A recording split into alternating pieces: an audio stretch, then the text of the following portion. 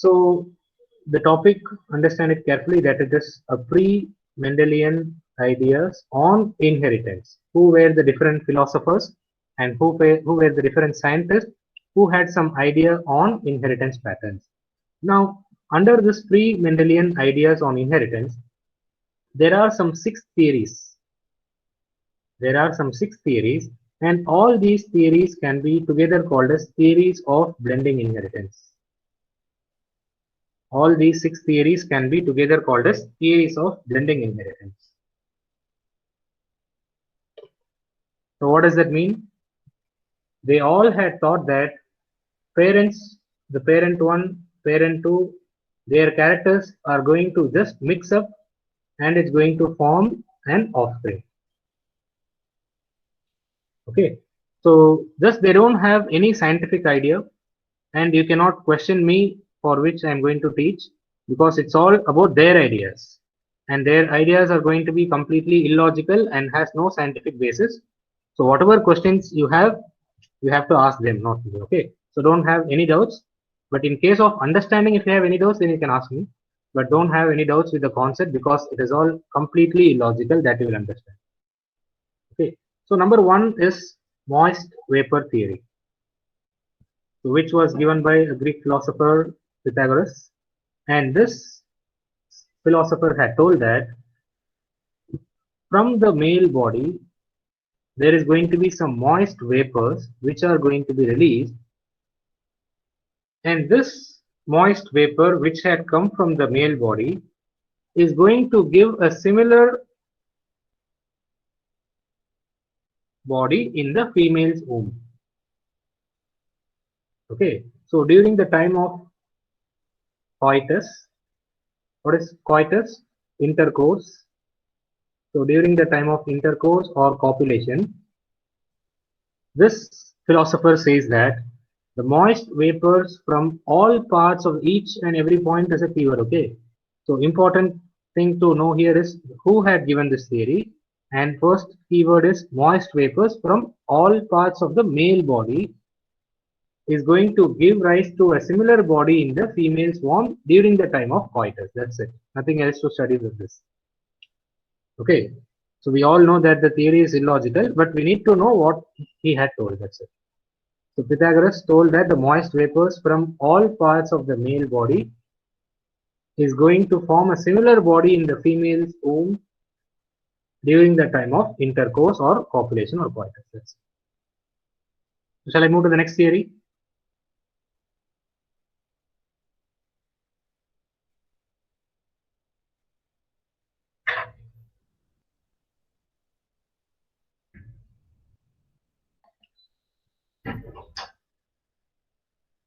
This all of you had got the point.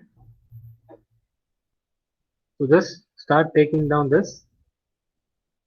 So the previous chapter was already learned, so I went a bit fast, but this is something new which I have to teach, so I go slow. So if you have any doubts in understanding, you can put me the question. So next is about reproductive fluid theory, or otherwise called as fluid theory. Either you can call this as reproductive fluid or simply called as fluid theory. So who had given this? It was proposed by Aristotle. Now according to him, he had considered the male semen as a highly purified blood. He is considering male fluid, that is the male semen, as the highly purified blood, and he is considering the female semen, that is the menstrual fluid, as not as pure as your male fluid. Okay, he is going to show dominance towards the male system. What is he trying to say is, the male characteristics are going to show the dominance over the female. That is his basic idea. So he says that in terms of fluid, the male semen is going to have a high purified blood fluid, and this fluid is going to combine with the female menstrual fluid, which is not as pure as the male fluid. He is not saying impure. It is not as pure as male fluid. So all these are keywords. Now you should know, if these fluids are going to fuse during the time of coitus, then these fluids contribute what? The second fluid, that is the female fluid, is going to be completely inert and it is just going to give the space for the developing embryo. But what about the first fluid is going to show? That's why I said that he's going to show the dominance of male fluid.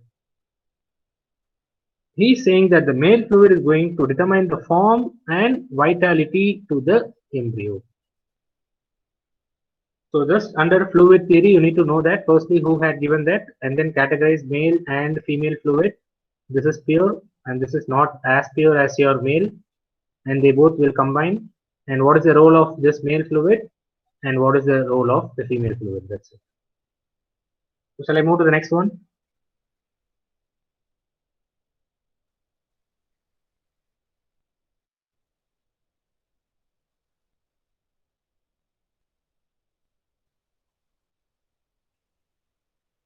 So I can wait here for some 30 seconds so you can take down whatever information you want.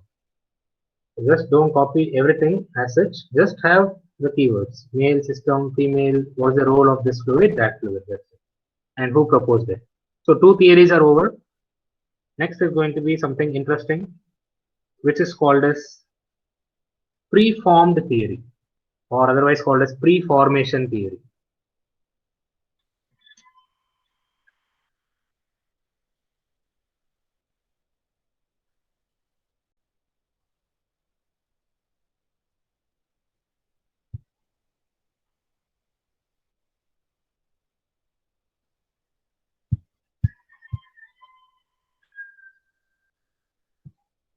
So this preformation theory states what? Just look at this image, you would understand everything. So according to them, they say that the organism is preformed in either sperm or egg in a miniature form, basically. So either in sperm or egg, the organism is already formed. And that miniature form of that particular organism is called as what? Homunculus.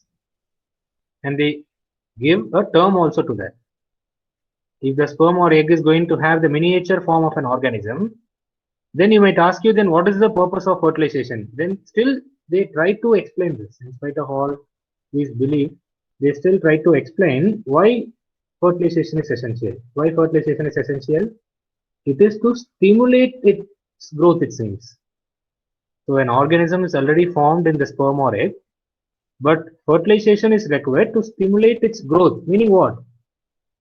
Its further embryonic development, or you cannot say embryonic development even, because they say that already it has been formed. So simply to enlarge the size, that's it. So who had given this? So according to most of the textbooks, it is the Swammerdam who had given it, and Malfigi who had advocated it. Maybe you can say that he was the one to initially support it. But some textbooks rarely say that Leeuwenhoek did that actually, because Leeuwenhoek was the first scientist to observe the sperm under the microscope. So maybe in the test, if you get any question related to it, most percentage you will get only Swammerdam as the answer. So, but you should know who were the supporters for this theory: Leeuwenhoek, Swammerdam, Malfigi, Hotzecker, D'Alembert, and Rooks. So all these people were supporters. So take down all these names of the scientists. But important are the first three. In specific, who is important is the second one, Swammerdam. But who stood against it is the Wolf.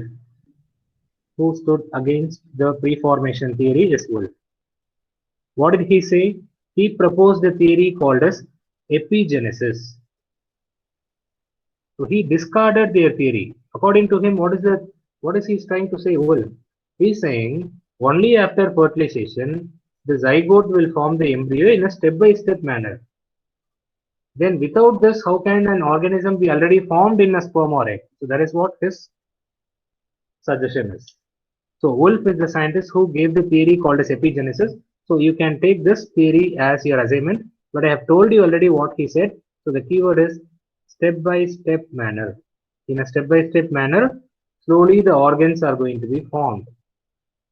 So his theory was later told okay, but during the time of Leeuwenhoek, right, the preformation theory was so popular during the time of Leeuwenhoek, but later it was discarded by Wolf. by his theory of epigenesis. Shall I move to the next one? So I'll wait here for 10-15 seconds. So if you have any doubts, you can post, else I'll move to the fourth theory.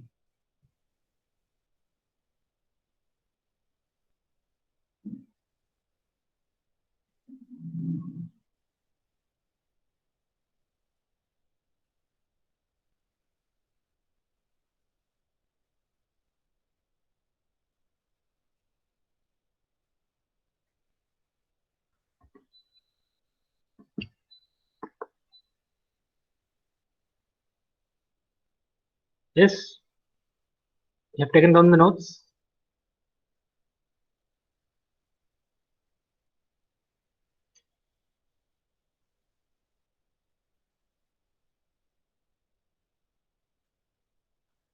Shall I move to the next one?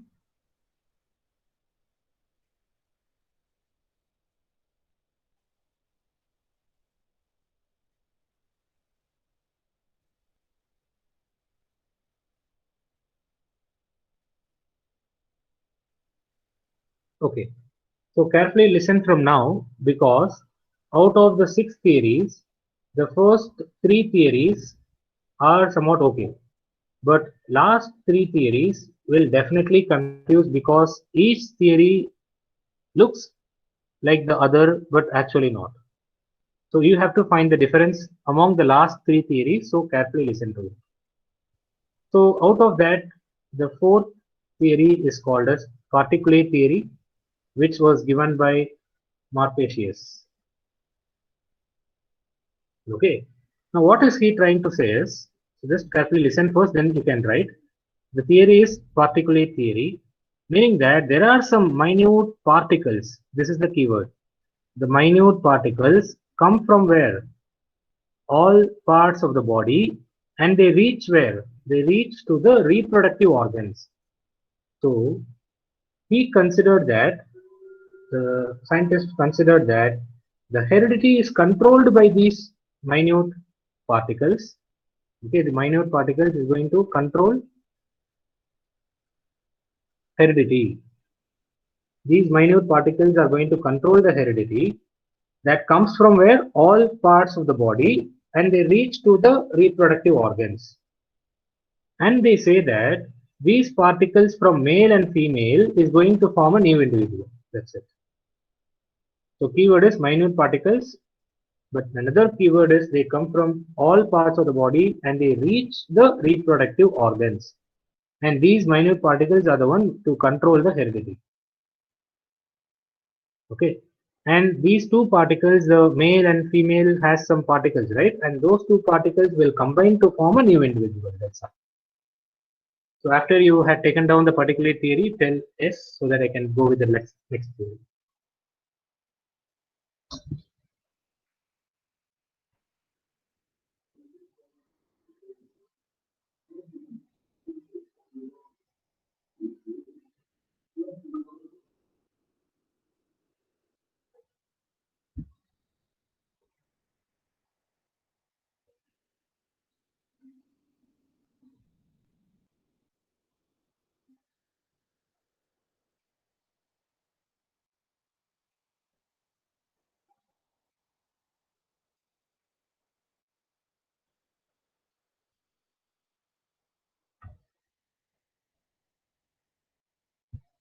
So this one is very, very important.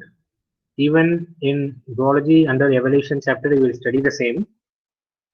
You can say just this is just an advanced form of previous. Just keep in mind, pangenesis theory is an advanced version of particulate theory, you can say. So who had given this pangenesis theory is Darwin. So carefully listen to it. According to Darwin, this is an individual, and this individual is going to produce, every cell of this individual is going to produce a tiny particle again. So see the difference. Every cell of the body is going to produce the tiny particle, which is called as pangene or gemmule. Okay, so this is the organism, and this organism every cell of the body is going to produce a particle.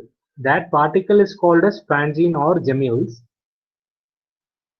and this particle can have the characteristics of the parent as such, or maybe with some kind of variation. See, he was not knowing something called as crossing over, all those things, but he is saying that all these body cells are going to produce a minute particle, that is the tiny particle, and that tiny particle is called as pangene or gemmules, which has the characteristics of the parent as such, or maybe you can have some variations in it.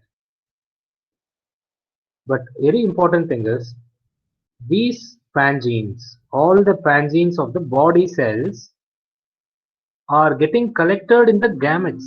See how specifically he mentioned, he said what? Just the reproductive organs.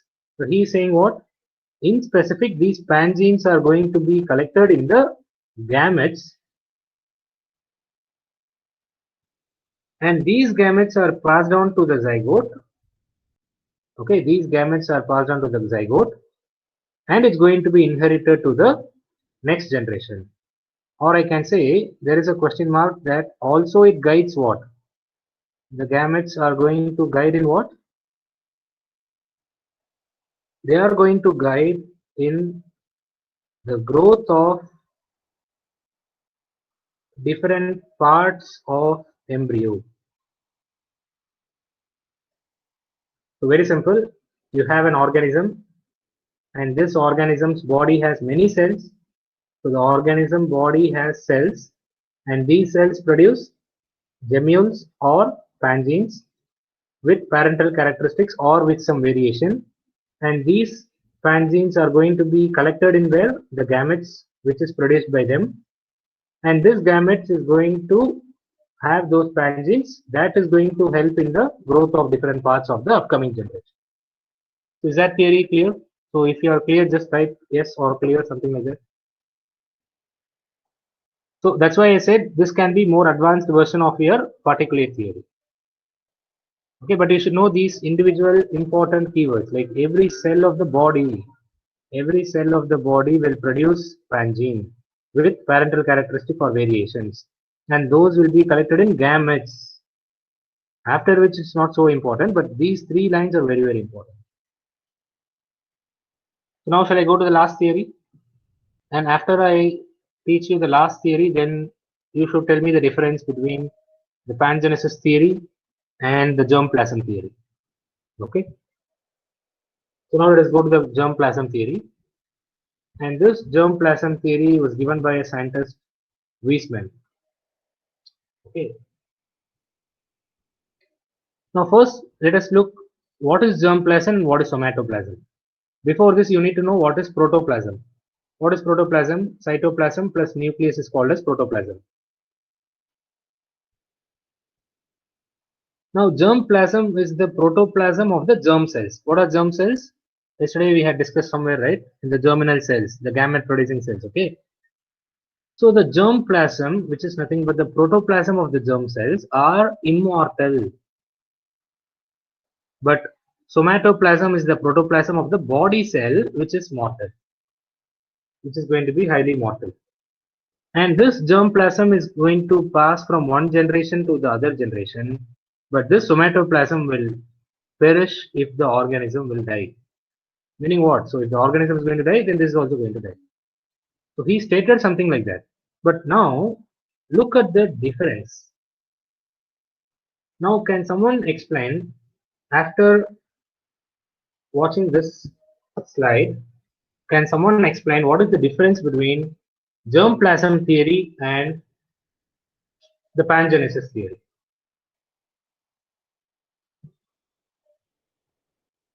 What is the difference between pangenesis theory and germplasm theory? In what way both are different? There is a question.